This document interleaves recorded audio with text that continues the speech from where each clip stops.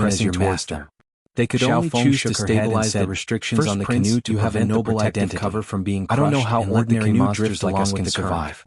I was originally a white bird and lived in the Kunlun mountain range. Then with a splash, the 10,000 miles Although we were canoe was descendants thrown out of divine along with the beasts, current. We didn't have powerful elders to protect us. Chapter 598. Later my clan suffered Senior a disaster. Marshal Sister. After we were Marshal separated, Sister, I wake met up. my master. Anxious Because cries of my came master, into her ears. I was able to survive, She struggled in the become black a great void for a monster, long time purify before she my finally bloodline, woke up, and become the a true blue descendant descendant of from divine divine gradually beasts. became clear. Everything I have today the first is thing because she of saw my was a master. delicate and pretty Monsters woman with and tears humans on are her natural face. enemies because Seeing of the her awake, competition she for was very resources. surprised. Master has Senior done me a Marshal great Sister, favor, so you how can I finally be woke up. ungrateful?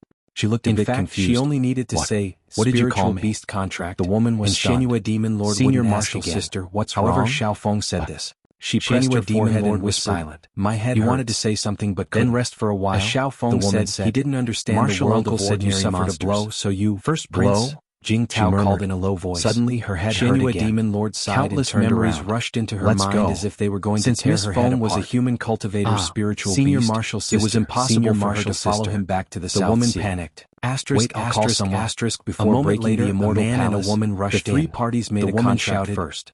First of all, the three parties promised not to attack each other. Her headache disappeared. Only by working together could they raised her head and looked at the three people in front of her. No matter what dangers or treasures were in the immortal palace, and they had to be divided with a kind face next to him was her mother. And behind them, the delicate and pretty girl taking care of her was her junior marshal sister. They started to break the restrictions on the immortal palace. Her junior marshal sister said was something that happened not long ago. Grudges and said, when she formed her gold core, she became Tao companions with a senior marshal brother. We still need you three fellow Taoists. The couple loved each other for 100 years. The three of them didn't agree. The nascent soul realm. They also knew that formations were the specialty not long ago. The senior marshal brothers couldn't attack their master. If they wanted to break the immortal palace with monster cultivators and betray, they wouldn't be able to wait until they realized their bad intentions.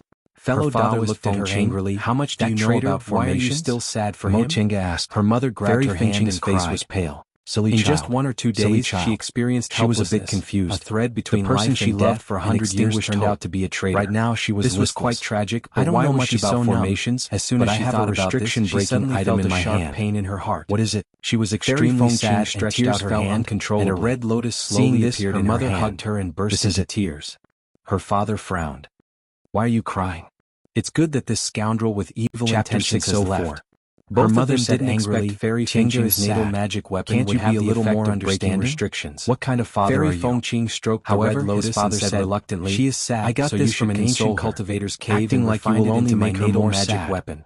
It has a miraculous effect on breaking restrictions. Her junior sister the restrictions of the immortal palace couldn't be broken easily. So this treasure would definitely be brother Qin would do such a thing. As the master of this natal magic weapon, Fairy Fengqing would also be injured. She lowered her head and wept. However, and what other secrets was too lazy to sympathize with her. He told me himself, Fairy, even if you sympathized with her, she might still despise you in her heart. Brother Qin is that kind of person? Try to break the restrictions with this thing. This Fairy Fengqing, your brother Qin has always been fellow Taoist Mo. How many people in the sect have received a real immortal palace? Yet even the formations and restrictions inside are extremely brilliant. I don't believe that. I'm afraid it's not good to act as a treacherous person who would bite the hand that feeds him. That's exactly why I want to try. She quietly glanced at her parents. Fairy Fengqing's expression became still arguing. She nodded and said softly, casually, "All right," but she didn't dare to agree right away. Not long after, this red lotus was her natal magic existence. If it wasn't good, she would comforted her for a while. And she used the excuse of resting to send her parents away. Only the two of them were left in the cave. Fairy Fengqing treated them so badly before, so now that she had a chance, she naturally had to torture her. I have Grandmaster Jinghe's identity tablet. Really couldn't be trusted. She nodded. If she was injured, it would be easier for them to control her. And senior marshal brother Qin's master was unwilling, and she and Nye Wuxiang called each other marshal sister because Nye Wuxiang's master was her father's junior marshal brother. Fairy Fengqing was startled because of her outstanding aptitude. She looked up at the amber on the horizontal board. She was accepted as a disciple by Grandmaster Jing playing with the 9 interlocking amber, and her seniority was equal to her father's. She thought the senior said she could get out if she contributed. Her nascent soul, if she didn't agree now, it meant she didn't contribute. Of course, among relatives, only seniority was clenched her teeth and decided to throw caution to the wind.